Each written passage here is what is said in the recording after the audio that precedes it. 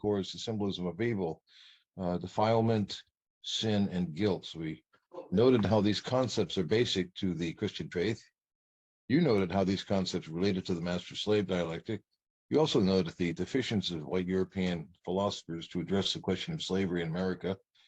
Ricoeur was no exception. However, he valued his approach, as outlined in his book, One Self as Another, as more universally applicable in moving the reader beyond the usual evil trappings of race, ethnicity, and gender. In this podcast, we discuss your book, Beyond the Tyranny of the Text, and how Ricoeur influenced you in your ministry, especially with his 1973 work, Interpretation Theory, Discourse, and the Surplus of Meaning. So, can we start out by discussing the general problem of translation and interpretation of any foreign text, be it Hegel or Ricoeur or the Bible, for those who don't supplement the sermons you give or people give with actually reading the book on their own? It becomes almost a foreign text in a way if they don't actually read the book, to open the book on their own and read it. What are some of the general problems you would get with translation interpretations from, say, from European philosophers, or that we should be aware of as we're looking at their work in English? Yeah, that's a great question.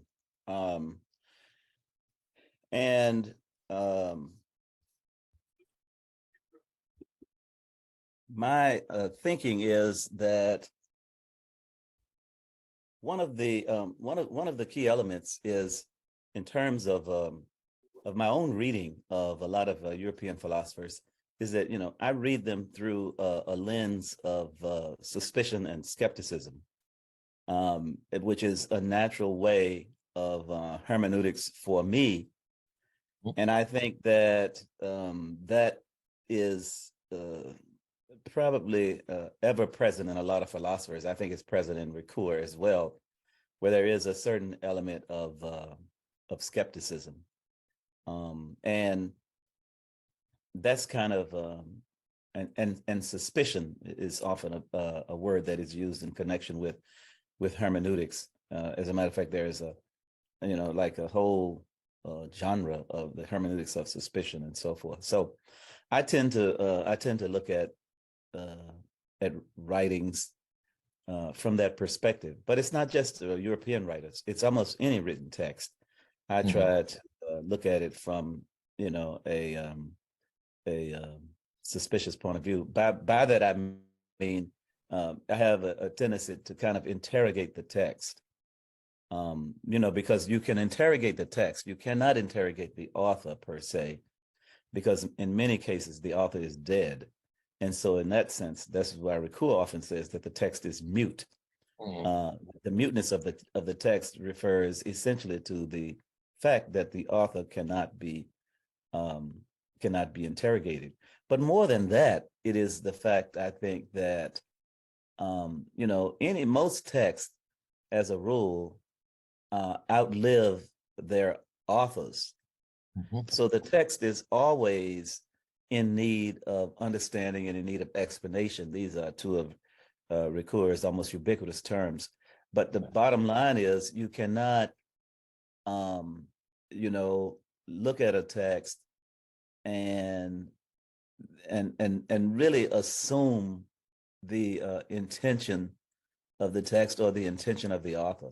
So in some sense, to me, it's an unnecessary question to try to figure out what the author meant by this text. The author definitely cannot respond, and the text has a way of offering itself to the reader, in such a way that the reader always has the opportunity to interpret the text. And so I read I read a lot of text, but with the understanding that that they have to be interpreted, and also that interpretation makes its way or its axis through experience and through culture. And oftentimes, texts are written without any particular interest, in Black culture or African American culture or anything like that. And so when I look at these texts, I often see what's lacking, but at the same time, try to see if there is any applicability or appropriation of this text to my own um, experience in life and so Yeah. forth. All right. Well, I was thinking, I mean, that's great. Thank you for that. I was thinking more of a basic linguistic problematics, like for instance, like Hegel's phenomenology is often either the phenomenology of mind or the phenomenology of spirit, translated that way. And so that becomes a problem around the word Geist. For Americans, it's, literally translates to ghost, or that's where we get our word ghost from. Um, and you can read a couple of different translations of Hegel's work, and you get slightly different variations of important words. And the same is true of like I've noticed, like for instance, we, as you know this better than I would, all of the translations of the New Testament that have been done over the years, from the King Georges on, there's just like all of the various kinds of ways, the various iterations of the same words, really. And there are problems along the way that you probably have a better understanding than I do. But I don't know about that, but I get the gist of what you're saying. And the point, the thing I would add to that is the fact that, I have this argument with or discussion with some people who are, biblical scholars and persons who teach Greek and Hebrew and so forth. And part of my argument is that, these languages are not necessarily original either. And, there's this, we in theological studies, interest in using the original language, let's say, of the Old Testament and the New Testament, which is pretty normal. But at the same time, I think that even the language itself and the translations that emanate from it, are grounded in experience and grounded in culture. mhm. So there, in my view, and I think this is probably Ricoeurian too, there is no absolute pure translation, probably of of any text, including biblical texts as well, because even the translators had to figure out what was being said on the papyri and what was being said on these other arcane ways of writing and communicating. And a lot of times there had to be, adumbrations made, insertions made, logical leaps and other kinds of things, that had to be made and continue to be made. So, while there is, I think while it's important for people to have knowledge of as many languages as possible, okay, I personally, don't have that gift of other languages and translations, in the sense that one of the phrases that come back to me is from Derrida, which is from his monolingualism of the other. I only have but one language, and that language is not mine. That phrase from Derrida stuck with me because I could not help but think about the fact that language was extirpated and erased from Black consciousness as a part of the Slavocracy. And, it was a part of the orientation to American society and culture to erase the language of the slaves. Yeah. And so I often say, that even the language that I have, the spoken English that I have, is a language that is not mine. All right. Excellent. That's an excellent reference. Thanks for that.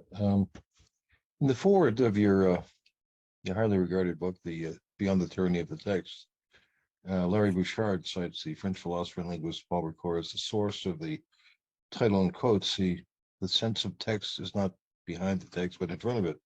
It's something hidden, but something disclosed, end quote. Can you explain that? Oh, to me, that is a beautiful Ricoeurian quote. And let me just say that it is the impetus, the foundation for my interest in Ricoeur, in the sense that in some ways there is, I call it, this is a moment of liberation that is embedded in Ricoeurian philosophy and hermeneutics. His statement that the meaning of the text, it's almost like, I mean, what Larry quoted is also an extension of Ricoeur's notion of the meaning of the text is not behind it, but in front of it. And which is which was the title of this text, Beyond the Tyranny of the Text. The title that I submitted to Abingdon Press and to the publishers was Getting in Front of the Text. And that's what Ricoeur is talking about in general, about getting in front of the text and not being, I hate to say a slave, but in quotation marks, not being a slave to the meaning behind the text, which gets at this whole notion of the intention of the author. What did the author intend for this text? And Ricoeur is moving beyond that, saying essentially that the intention of the author is not the critical point. It is the intention of the text itself that is more important. Yeah, that sounds very Protestant. You know, you could break away from the church or something. You know, the Catholic Church, and you know, that you take control of. You know, you're in charge of you know, what you see in the text. You bring yourself to it rather than have a bunch of people, authorities behind the text, telling you what it means. You know, and which, you know, I think what you're arguing in the book is, you know, that it can make you lazy, you know, lazy thinker, by, you know, setting you into a pattern where you're just not interpreting what you're hearing from the preacher or reading in the book, but waiting for it to be explained to you by someone who's an authority, rather than, which really sort of separates you from the, you know, the value of the word, you know, the word of God, in a sense. You know, you sort of, so your way, you know, this way here, getting in front of it is returning it to the reader, you know, and leaving behind the background be the background, but it's not the primary reason for you reading the book. The primary reason for you is to connect with God, connect with Spirit. And but I want to make it, I want to make it clear, however, that neither Ricoeur, I mean, Ricoeur is not distancing himself totally from people like Schleiermacher, you know, and others, but he is, you know, I think he's offering a kind of new interpretation himself, because I mean, there is value in getting behind the text. I don't want to be unclear. There is some importance and some value in getting behind the text, which is the typical way of exegesis or exegeting a text. You know, to find out the history of the text, how did it originate, what is the form criticism, and all kinds of other criticisms that get to know more about how the text came to be, and all of that. That has its point, and that has its place, and it has its value. But in my view, it is not the privileged position of the getting behind the text, but it is getting in front of the text. And I think personally, I have to develop this more, because I think that this is the contribution in many ways of the African American, and particularly when we talk about text and talk about scripture, of the African American or the Black preacher, in terms of getting in front of a text that harbor, by its very nature, you know, a certain element of distanciation from the Black experience. Okay. And so when I read those lines in Ricoeur's interpretation theory, really it has really become the basis of my hermeneutical analysis of Ricoeur. And it's definitely the basis of Beyond the Tyranny of the Text, because the text, biblical text, you know, in slavery were tyrannous in a sense. They were used in a tyrannous way by the slave master and the slave master's plantation preachers. And And so, the slave, even the slave preacher who could often not even read the text, had some kind of understanding that, like in the language of the slave experience, everybody talking about heaven ain't going there. Wade in the water, God's going to trouble the water. These codes in the slave linguistics and language pointed to something beyond literature, in a sense, beyond writing. Yeah. That I think that the slave had an understanding of, Right. and it's almost inexplicable, but at the same time, they recognize that, yes, this religion of the white man, had a component that was grounded in the politics of oppression and injustice and so forth. So again, I reiterate, when Ricoeur says the meaning of the text is in front of it, the meaning of the text is in front of it. Right. I interpreted that to mean that from a biblical perspective, in a scriptural text, that this text potentially harbors elements of liberation that have not been discovered or imagined. Mhm. So to get in front of the text is, to me, to vector toward liberation, to vector toward transformation and that kind of thing. And so this is why I was so inspired by the linguistic phrase coined by Ricoeur himself. Okay, well, we'll come back to that in a different with a different frame in a minute. But how can you just sort of like a lot of people? How is Ricoeur's proposal different from, say, reader response theory? Are they similar? Yeah, I think that there is embedded maybe in that notion itself some understanding of reader response theory. I mean, there is a kind of responsibility of the reader in terms of my philosophy is, to some extent, that the reader also participates in not only the interpretation of the text, but in the creation of the text or the recreation of the text as well. Because Right. every text is encumbered with gaps in it. And I think the more informed the reader is, the reader has the responsibility of filling in those gaps in the text itself. Now, that may, in some sense, that makes the reader a participant in even not only the interpretation, but in the writing and rewriting of the text itself. Right. And I always feel that it's very possible that the reader can understand the text and possibly explain the text much better than the writer or the author himself. I'm always amazed when my books are assigned to classes and to my students, and often how they will interpret, something that I said. As a rule, I do not exhibit any pushback to their interpretation, because I value the response of the reader and how the reader is internalizing what has been said. But at the same time, I think it's fair to say that, and it's probably Ricoeurian and beyond Ricoeur, to say, that all interpretations are not equal. And what I mean by that is that, you cannot just interpret a text any way you want.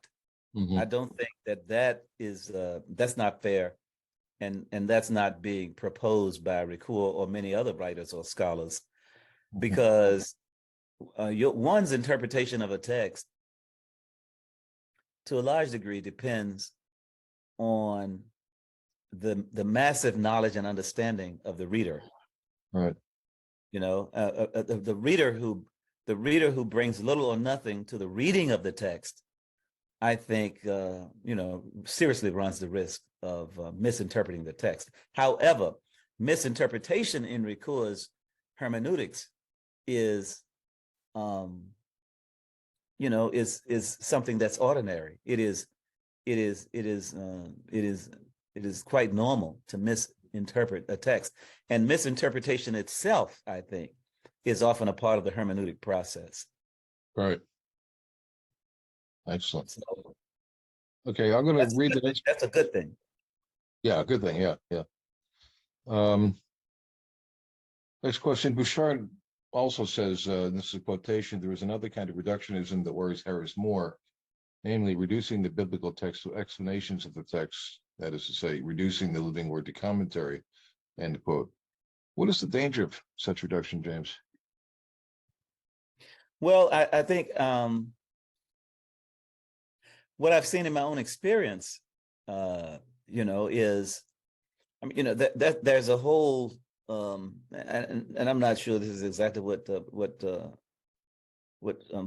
Larry Bouchard meant here, but there are common commentaries on almost everything, every biblical text. There are just commentaries, volumes and volumes of commentaries, and I think that that's very risky as well, because oftentimes those commentaries, become instantiated in the consciousness of people as gospel or as law.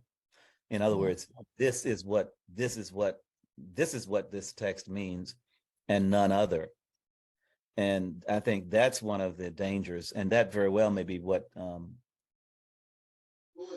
Bouchard means. But let me just add that, in other words, the text cannot be reduced to just the commentary of Harris or the commentary of John. The text, that is putting a limitation on the text that, in my view, can be construed as oppressive. Right. Because there is no, if a commentary or a scholar feels that this is the final word or the final authority on this text, this is what this text means and none other, then I think that is the epitome of not only arrogance, but injustice and oppression as well. Yeah. I was thinking of, this is the 100th anniversary of T.S. Eliot's Wasteland, and a lot of people have, this is like a side thing, they mentioned that there was a whole controversy around the notes he left with the Wasteland. It was like more notes than any poem had ever had before, more commentary. And I was reading recently that he himself regarded it as a joke. He was joking with the notes, even though that took on a second life, and there were scholars out there looking at his notes as his ways into his poem. He said he was just joking because he had been accused of plagiarism and not indicating who the sources were of some of his previous poems. And he's getting them back by overdoing it, by just laying on all of these notes of them to sort of chase after and try to figure out what the poem was about. When really what he was trying to do is he wanted people to do what he was suggesting here, which is to read the poem, and not get caught up in the commentary. So he's making fun of that whole idea of having a commentary separate from the work itself, and it took a while for people to catch up to that. But that's just a side thing that you might be amused by. No, but I think it's important. It's very critical, not just in connection with T.S. Eliot, but in general, because those in scholarship, you like to document your work, and it's almost like a religion. If you and then there are these I call them footnote police out there. Yeah. They have the potential to destroy you if they want to, and the whole notion of plagiarism, is just has been raised to the level of criminality for sure. Yeah. But even some of our best scholars probably took stuff. Martin Luther King purportedly plagiarized portions of his PhD dissertation at Boston, but I think the list goes on and on and on and on. You know, if you want to really be facetious to some degree or critical, almost everything in the Bible is plagiarized, I would say. Yeah, well, I prefer to go with the modern idea that it's all intertextual, that we're all sort of, it's I think, probably now more than ever now that we have the internet, we're all bouncing off each other all the goddamn time every day. Sorry for the language, but every day it's just bouncing up, then we get something from Twitter and then we consume it and we process it and then split it out with another tweet of our own. And, it just bounces off all day like that. So now more than ever, I think we could make the argument that it's all sort of, you have to get over the part that, there's still lots of words, lots of things that are original, but it's more of a style thing more than a structure thing. And so I didn't mean to bring it up like that. I'm just talking more about the primary attribute of a text. The way the reader, to me, reader response is, like you said, it's a kind of you're helping perform text when you read it, and you're going to read it like you're saying, like according to depending on your level of education and vocabulary building, that you might miss out on a lot of nuance if you don't have vocabulary that can adjust. How many kids that when you were when 14 or 15 who could read James Joyce's Ulysses? It's that kind of thing. There are problems that can't be gotten around if you don't have the right preparation for the reading. But absolutely. Yeah, and I've had trouble with reading Joyce ever since I started reading Joyce a little bit, and I haven't read a lot of James Joyce, but still, and the reason I think I have trouble with Joyce is is his writings, especially some of the things like some of the short stories and others, but they are so grounded in his culture and in his context. Yeah. And I don't, I don't have much familiarity with that. Yeah. So, but so that, I mean, I think that's one of the risks. I think that's one of the things that, that is that one encounters in general. But I also think it's one of the important elements in writing. Is to, again, you have to write from your own experience. I mean, dubliners and some of these other things that Joyce wrote. Mm-hmm. I have to read over and over again just to try to get some sense of the context. Yeah. No, that's fair enough.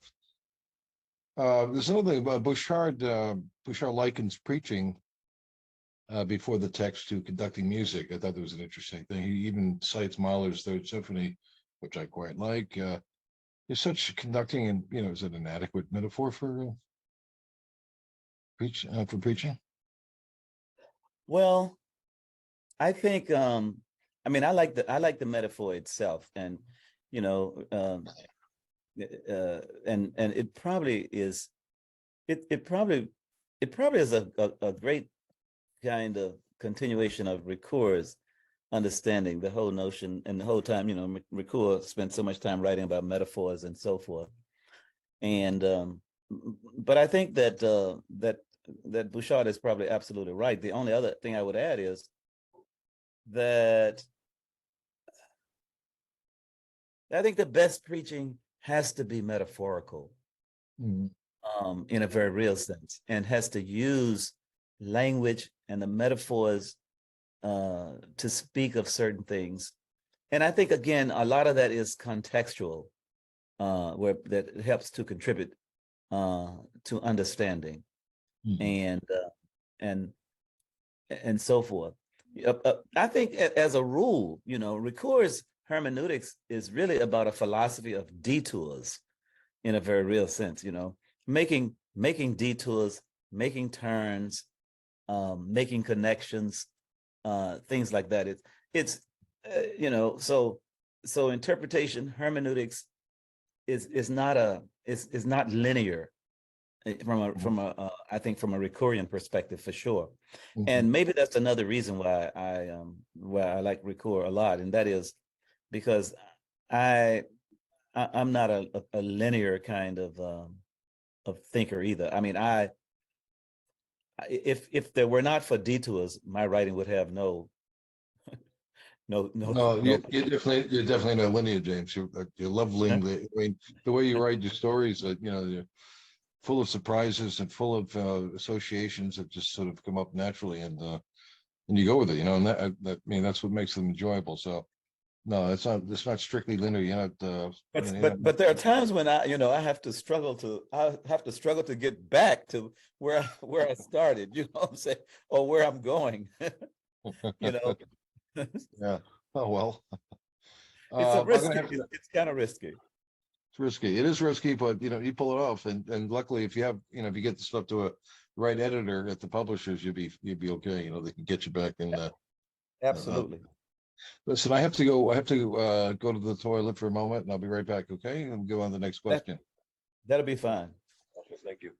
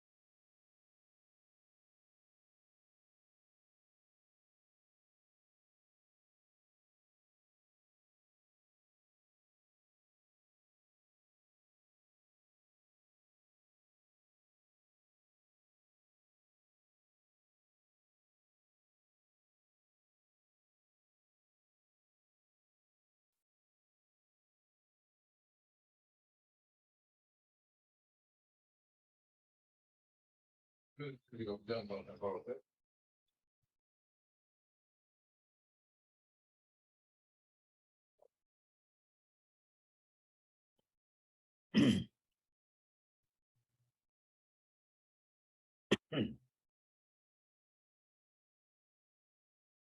You love James. Yep. All right, number 6 here. In the preface to his book, Interpretation Theory, we discover that the Ricoeur's interpretation, we discovered the title came as a result of a lecture he gave at Texas Christian University in 73, Discourse in the Surplus of Meaning. Can you further elucidate the surplus? Which is kind of, tantalizing in a way. What's the surplus he's referring to? Well, I think in this sense, I think he is really being general, in the sense that that meaning is not fixed.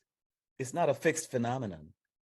And it again, I think that there are correlatives between that title, which is probably in this case, the subtitle is essentially the title of the book, The Surplus of Right. Meaning. And I think that is exactly what Ricoeur is trying to do, not only in interpretation theory, but probably in most of his writings. But clearly in interpretation theory, he is suggesting that meaning is not fixed, that yes, this may be what it means, but there are more meanings. There are more meanings here. Meaning is layered. And that's why you probably can't say definitively that this is what this text means. There is a surplus of meaning in every text. And I think embedded in that is this notion also of freedom, in my view, and Ricoeur had written earlier about one of his earlier works was Freedom in Nature. But I'm thinking that the notion of the surplus of meaning is, from my experience, it is the locus of liberation, and it is the locus of freedom, because I consider it too restricting, to say that this is what this text means. Now, I think even the author is often a little reluctant to say that. I know I am as an author. I can only say that this is what this text meant when I wrote it. It is what this text means to me, and but it is not what this text means. Right. As a dogmatic statement. Yeah. Because because the text, I think, embedded in any text is this notion of the surplus of meaning. There are other meanings out there, and there are other meanings that are as pragmatic or even as theoretical as the author. Oh, yeah, yeah. I mean, when I think of, of the surplus, I think maybe, like an overflow of associative kinds of information that comes to you as you're reading, that you may not even know yourself that you're going to have, because that's part of the mind, though, even the way the mind works, and we don't know what we're going to think. We think something, and I mean, it's just there, like we're daydreaming, and you don't have any control of that. It's like a freedom of the mind to sort of go off with this information that you consider for a while and process, and maybe it gets uttered in the public, maybe it doesn't, maybe it just goes back to the river. And the same thing happens as you're reading a text. I've had with reading John Steinbeck or somebody the third time, or maybe 25 or 30 years later, you read the same text again, and the experience and vocabulary is different than it was when you first read it, and it changes the way you've experienced it again. And I think that all of that plays into it as well. The surplus is always going to be there because you're always changing yourself. It's sort of like that Heraclitean thing, where you can't step into the same river twice. You probably really can't step into the same text twice in a way. It's depending on the length of time between readings. But would you say that's true? Would you say that's... No, I think you're absolutely correct, and I think that particularly for the preacher, the preacher often visits, I would think a text more than once. We have a tendency to migrate to a text that speak to our hearts and minds and souls and so forth. And I think that, you can read a text, a scriptural text, for example, and you can preach a sermon from this text today. And then if you can speak from the same text tomorrow, and you can speak from the same text next week, because there is this surplus of meaning. And I think there's an element of mystery also in the text, as well as, for example, in the preacher. Larry talks about that in his foreword about about the mysterious nature of preaching, as well as correlating that to the whole notion of music.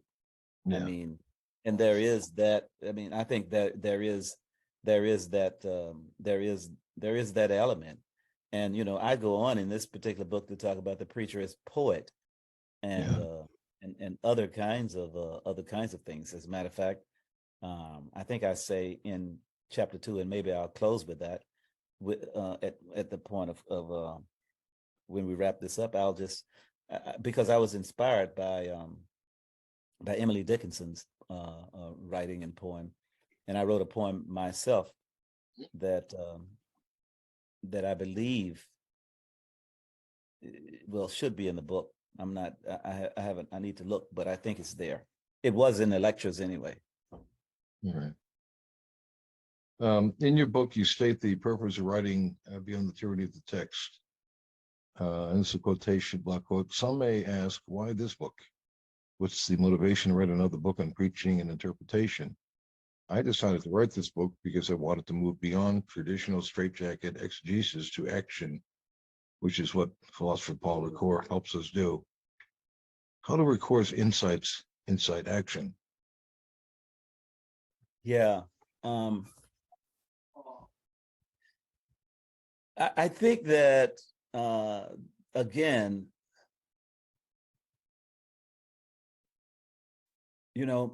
I think preaching is also about doing something.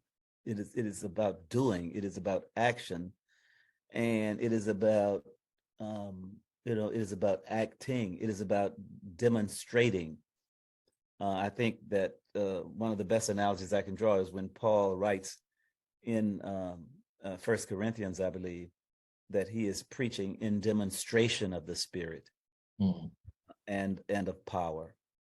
And I think that um, I take that to mean that's a type of action. But I also extend this beyond that to say that we have to as I think as preachers of the gospel, we have to actually get out there in the community and do something. We have to get out there and actually try to bring about some change or some transformation in the lives of people. And so that I think that sermonic discourse should really move us to act. And by that I mean even if it's a minimal act. And that's one of the things that concern me about about let's say preaching in general, about the white church and about the white preacher who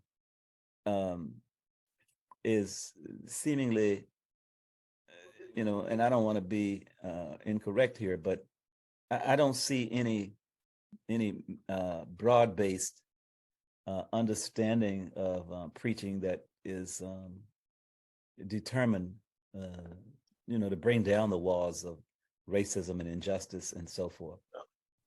Yeah, I have just to interrupt there. I mean, I just going back to childhood, really. The part of the savior of my early childhood was coming across Jesuits. People involved in back in the '60s. So they were more like they were activists. These are the ones that were going to were pouring blood over draft records and and taking hammers to silos, missiles and silos, that kind of thing.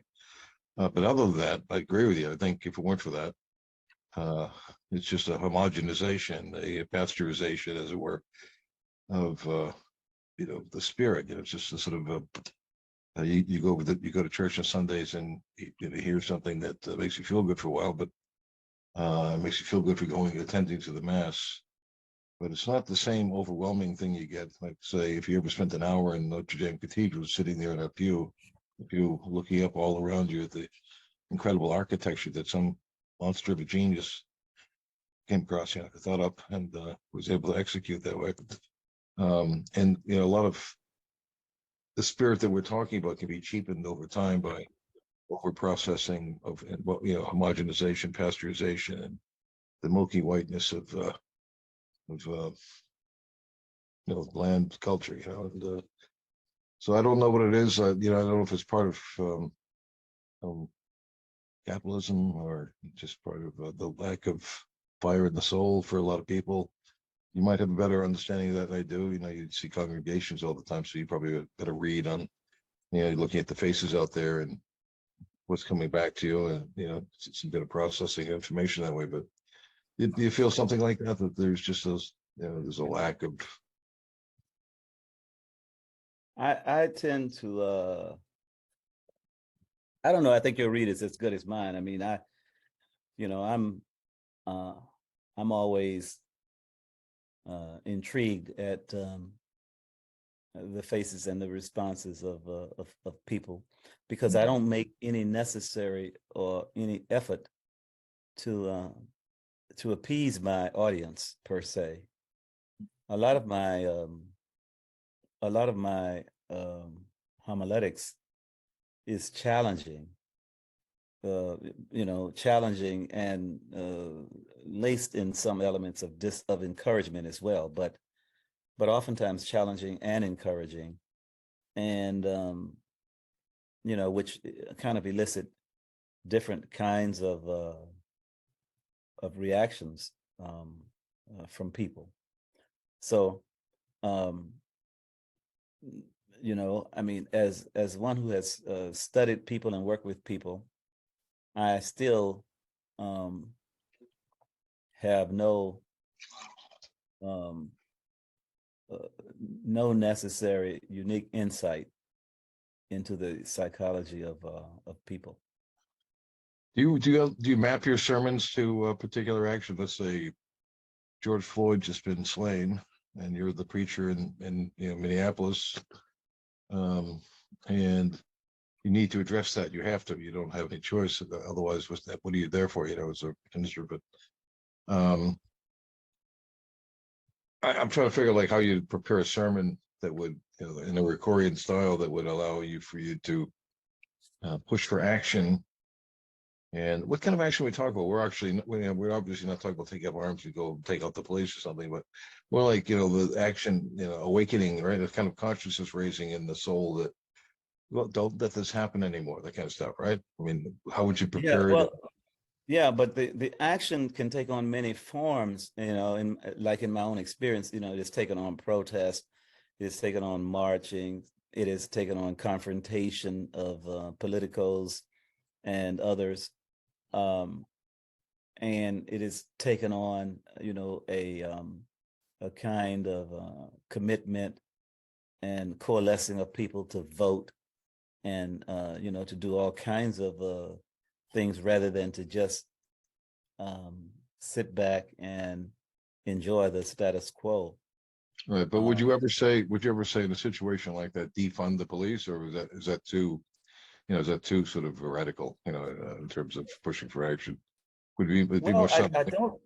Well, see, I don't think it's personally. I don't think it's that it's too radical, but I think that it's. I think it's. In other words, the way the society is, it just will not get you to your goal because it will be you know, it will be politicized more than than it is. It will be it will definitely be um, misinterpreted or interpreted in a way that will thing um, blowback? it definitely will not advance your cause. Yeah. I think you know, we have seen how that comes about, and then these phrases, you know, they have such an impact. You can't just from a political perspective, you you probably can't get you can't get elected to be a dog catcher in the United States with a slogan like defund the police. I Right. mean, you know, even though as Black people we know how destructive the police have been and can be. Hmm. You know, I have said on occasion to my congregation that no matter what happens here, don't call the police because they're going to exacerbate the problem. And before they leave, somebody's going to be dead. Right. Now, you know, while I make that statement, you know, there may be times when I'll pull back from that statement and, you know, and say, well, you know, we have to call the police and just pray that they don't you know, they don't mess things up more than they currently are. So Right. you know, it's a difficult position, especially you know, for African Americans to be in. I mean, as a rule, you know, African Americans just don't feel that the police are their friends in general. Right. But you know, there is a purpose. I mean, that the police serve, and the police, you know, that I think for me, I would love for police to show themselves or present themselves to African Americans in the same way that they present themselves to whites. In other words, you know, white children perceive the police to be helpers, somebody that they can go to for help. Yeah. Okay. Now, I think Black people perceive the police in almost an antithetical way, somebody that will harm you. Now, how do we, I mean, you know, that consciousness has to be changed by the police themselves by getting more involved, as people say, you know, with the community, with the public, and that kind of thing. But, you know, we know that it seems to me more and more evident that a lot of people who join the police force are white supremacists. And, you know, I mean, the police is in some sense, you know, an extension of the military because they are militaristic. Well, And yeah. therefore there is, and so there's this, in this natural, you know, tendency that we see. I think the more we see in terms of January 6th, that particular, you know, insurrection at the Capitol, I think we learn more and more about a lot of police who are in complicity with, with that mob. So, Yeah, I agree. Yeah. yeah. Bring us through your plan for taking personal account of the text, which you describe as, quote, a 5-part method in theory. For getting in front of the text that includes reading, rereading, unreading, writing, and rewriting, or as you say, the act of actually preaching the sermon, end quote. Right. Well, I'm always, I mean, as a writer, and I'm both theorist and practitioner, and so I try to blend those two elements. A lot of Black preaching, it's just practice. It's not grounded in theory. It's practice. And Mhm. sometimes I have to teach my students how to. I don't have to teach them very much about how to practice preaching. I have to teach them, about the theories of preaching and how to be a little more theory oriented in our preaching and that kind of thing. Mhm. Um, so this is not just this is a it's a process of interpretation. It's a process of exegesis, which is another form of interpretation and so forth. But yes, this reading and rereading, I argue, is so critical and so important. And I say probably from time to time in the manuscript itself, in the book itself, that reading is an act of holiness. If you want to be if you want to be holy, um, you know, let's focus on reading and focus on rereading and focus on understanding. And because I think that brings you into the realm of spirituality in a very real sense. And there is All right, well, so much that I'm we can sorry. do. All right, I'm sorry. I interrupted you. Oh, it's okay.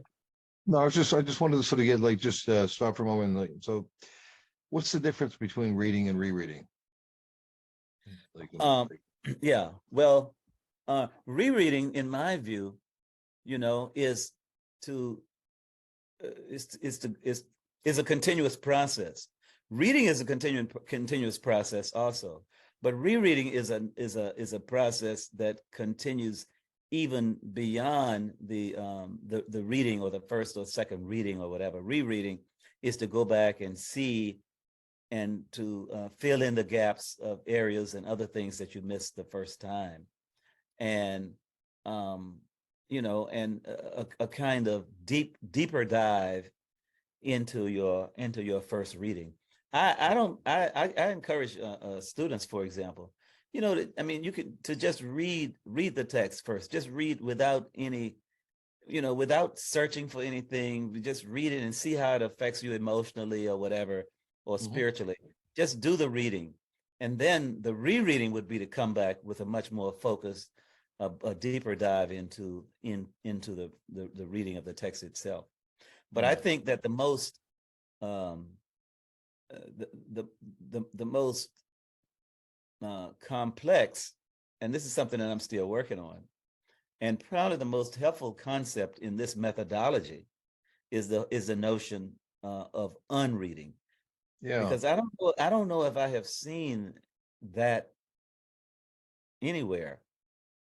I haven't. I definitely did not. It probably does exist. I don't have that wide of a base, but the whole notion of unreading is extremely intriguing to me, because I think that as a Black man and as an African American, you want to, there are so many texts that need to be untangled or unread. And by unreading, in this case, um, I mean uh, undoing the text in a way that it can be re-understood and reimagined in a whole different way. Mhm. And I think, and I use in the book, I use Jesus's unreading of Torah text Yeah. often as the model. He would often say to the Pharisees and the scribes, and even to the Herodians and others, and even to his followers, you've heard it said of old, but I say unto you. I consider that you've heard it said of old. Of old is a reference to Torah and the teachings of Torah, and Mhm. of old. But I say unto you is a kind of rereading and unreading of often the Torah text. All right. And I think I make the case as the book progresses with Jesus, well, in a sermonic discourse, when Jesus's disciples wanted to stone the adulterous woman. Mm. And Jesus again refers them back to the Torah text, and also issues them a challenge. And each of them has to walk away in disgust, because Jesus's reading is that in many ways they're no better than the woman that they are accusing. Right. Yeah. And you know, when you do that, even in your preaching, I mean, it makes the listener or the church, you know, scratch their head or think. But you know, don't be under any illusions. I mean, they don't love you anymore for it. I mean, with you have the potential of ending up like Jesus himself on a cross. That's it. Yeah. You know, God preaching often, I think, is so ingratiating, you know, to people. And I'm thinking that, I mean, my read of what the white preacher is saying in America Mhm. is, you know, is a continuation of some kind of civic something. You know, it baffles me. All right. So I'll appreciate the discussion today. As a closing, I'll read from chapter 2 of Beyond the Tyranny of the Text. As a preacher, I'm inspired by poets and writers, even preachers as wide and varied as Nikki Giovanni, Missy Elliott, Patricia Smith, Langston Hughes, and by Martin Luther King Jr., Samuel DeWitt Proctor, and Toni Morrison, by Amiri Baraka and Maya Angelou, who have caused me to write my own poem inspired by Emily Dickinson's poem, A Thought Went Up My Mind Today. Let me tell you a short, small story. Yes, like me, it is both not too tall and not too small. It is a personal story in the spirit of Emily Dickinson. A thought also went up my mind today. I was walking in the sun, a gleaming brightness reflecting from the snow-covered ground. I thought of the work I had to do, the papers and books to write. I thought of the lectures I had to give and the sermons that needed to be written and preached. I thought a thought today. Time goes so far, it outruns my days and my fleeting thoughts. And even before time is past, and after I pray and fast, the thought that climbed upon my mind today never lasts. And if you're wondering about the story, if you're wondering about my story, the plot, the beginning, the middle, and the end, today I have little more to say. No real story, no complete story, just a thought that took its time to play and not to stay in my mind, at least not today. That's James Henry Harris. A thought went up my mind today. Good one. Thank you, John. That's great. So I want us to continue meeting, but I know you have to run. We have to run. I'll throw some subjects at you, see if you had anything tickles your fancy, or you can throw the same thing at me. Say what you would like to talk about next when we meet up again. Probably be just once a month more than once a week, but that's fine. I'll give you a chance. I know you just got Beyond the Tyranny of the Text yesterday, so I'll give you a chance to browse through it a little bit. It's the closest thing to Ricoeurian philosophy and theology and homiletics and hermeneutics that I have.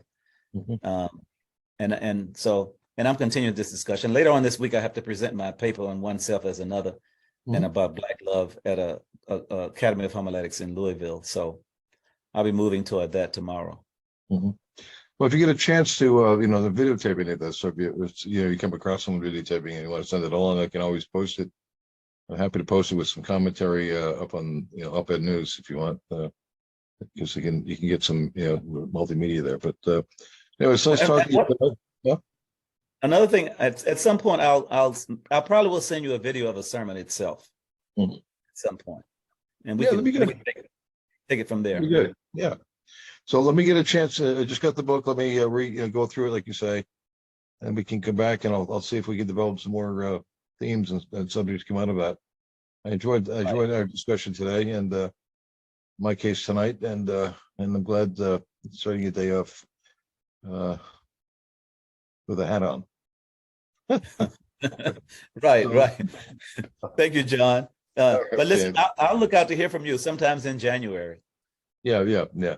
Probably about around the middle of it. That's my next meeting. Is next meeting with the supervisors would be in the middle of January. So once that's done, and because I'll have something accomplished for them by then, they'll have a list of stuff I've been going through. So yeah, we'll talk then, and good luck, and thanks a lot for keeping in touch. John, my pleasure. I appreciate your help. God bless. God bless. Go and write that dissertation.